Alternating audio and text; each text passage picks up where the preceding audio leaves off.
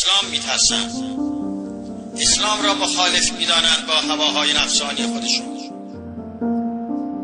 بیدار باشید. اگر انحرافی باشد از جمهوری اسلام، هر انحرافی، اگر از جمهوری اسلامی هر انحرافی باشد، خلاف مسیر شماست، خلاف مسیر اسلام است. مسلمین توجه داشته باشند که در حزب‌هایی که صحبتشون از اسلام نیست، صحبتشون از دموکراتیک است،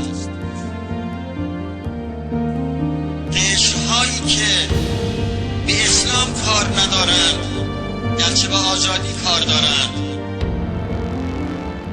Imam Khomeini tornou-se uma das figuras mais influentes do século XX, não apenas por sua extraordinária capacidade de mobilização política, mas pela transcendência espiritual com que redefiniu o conceito de soberania nacional em um Oriente Médio marcado por invasões, ingerências externas e dilemas pós-coloniais. Sua trajetória, entrelaçada pela erudição teológica e pela convicção revolucionária, cristalizou-se como a expressão mais vigorosa da resistência iraniana frente ao domínio estrangeiro e à corrupção interna que corroía o regime do Shah Mohammad Reza Pahlavi. Nascido em 1902 em Khomeini, no centro do Irã, o jovem estudioso foi formado nos prestigiados círculos teológicos da cidade sagrada de Qom, onde se aprofundou na jurisprudência islâmica, na filosofia e em outras áreas dos estudos teológicos. O Irã atravessava então uma fase de transição profunda, conduzida pelo Shah Reza Pahlavi e, posteriormente, por seu filho Mohammad Reza, cuja aliança com o Ocidente consolidou um modelo de modernização autoritária inspirado na Europa. Um projeto que avançava à custa da autonomia cultural e religiosa do país, provocando tensões e rupturas cada vez mais intensas entre o Estado e o clero xiita.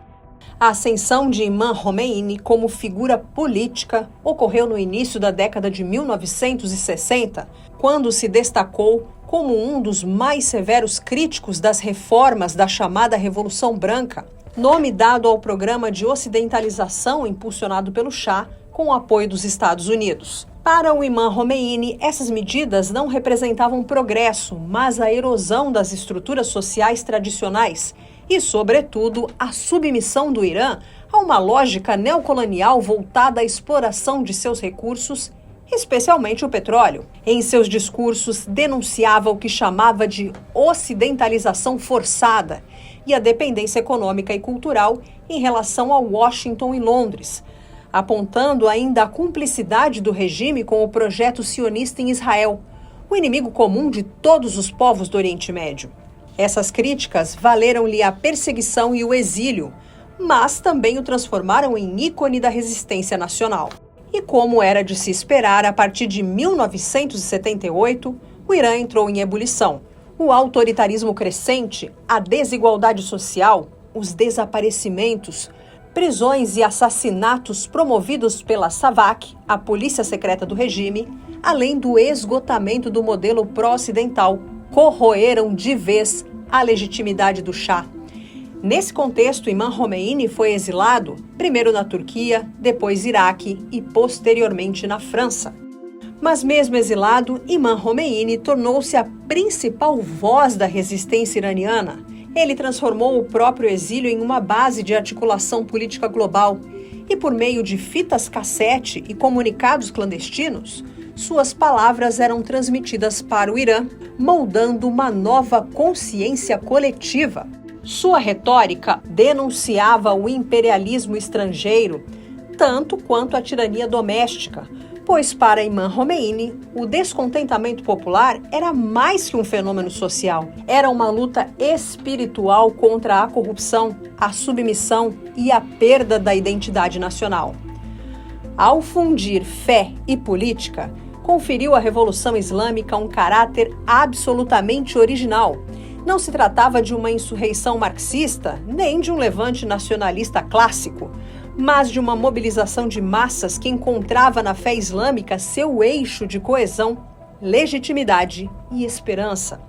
O sacrifício foi máximo e pouco antes da vitória definitiva da Revolução Islâmica, o movimento revolucionário sofreu um golpe profundo com o martírio do filho do imã Khomeini, Sayed Mustafa Khomeini, morto por envenenamento em Najaf, no Iraque, em 1977, em uma ação atribuída a agentes da SAVAK. Um acontecimento de forte impacto político e simbólico, que contribuiu para a intensificação da mobilização popular contra a monarquia. No ano de 1978, enquanto multidões tomavam as ruas de Teherã, Isfahan e Mashhad, Imam Khomeini converteu-se no centro gravitacional das forças opositoras, unindo religiosos conservadores, intelectuais progressistas e camadas populares urbanas. A revolução, em seu discurso, era não apenas uma mudança de regime, mas o retorno à pureza original da nação islâmica, ou seja, Ummah. Em janeiro de 1979, diante do colapso irreversível do regime, o Shah deixou o país e o retorno triunfal de Imam Khomeini a Teherã em 1º de fevereiro marcou o ponto culminante simbólico da Revolução Islâmica, orientada pelo lema nem Oriente, nem Ocidente, sim à República Islâmica. Mais de 1 milhão de iranianos ocuparam as ruas para recebê-lo, em uma mobilização que condensava a fusão entre fé e política que atravessou o processo revolucionário. À frente do recém-criado Conselho da Revolução, Imam Khomeini decretou o fim da monarquia e 2 semanas depois proclamou oficialmente o nascimento da República Islâmica. Ao longo de 1979 e 1980, a liderança do Imam Khomeini foi determinante para consolidar o novo Estado e a elaboração da Constituição, inspirada no princípio do Velaya Faqih, definido como governo do jurista islâmico. Estabeleceu o fundamento teórico e jurídico da República. A autoridade política deveria derivar da legitimidade religiosa e moral do líder islâmico, e não de instituições seculares importadas. Do ponto de vista historiográfico, a liderança do Imam Khomeini durante a Revolução configura-se como um exemplo singular de carisma político, apresentando ao mundo uma autoridade que se impôs não pela força das armas, mas pelo poder do significado. Sua figura sintetizou tradição e ruptura, reatualizou o pensamento xiita como um instrumento de emancipação coletiva e rompeu com a imagem do clero como força conservadora, transformando-o em vanguarda revolucionária. O filósofo francês Michel Foucault descreveu a Revolução Islâmica como a manifestação de uma espiritualidade política, um movimento popular que desafiava simultaneamente o materialismo capitalista e o socialismo ateu. Com a consolidação da Revolução, o Imam Khomeini estruturou as instituições da República Islâmica e passou a enfrentar severos desafios internos e externos, entre eles a conspiração de Nuzhi, a fracassada Operação Eagle Claw e, posteriormente, a devastadora Guerra Irã-Iraque, conflitos estimulados pelas potências ocidentais e por regimes vizinhos alinhados aos Estados Unidos, com o objetivo de conter a expansão da Revolução Islâmica. O Imam Khomeini faleceu em 3 de junho de 1989, deixando um legado que ultrapassou as fronteiras do Irã e marcou, de forma duradoura, a política do Oriente Médio. Seu funeral entrou para a história como um dos maiores já registrados no mundo, reunindo cerca de 10 milhões de pessoas em uma manifestação coletiva de luto e devoção. Foi ele quem converteu a fé em Deus em um dos principais pilares da Revolução, articulando a unidade da nação iraniana como fundamento de sua legitimidade e traduzindo, na prática, o pensamento político islâmico em benefício do povo.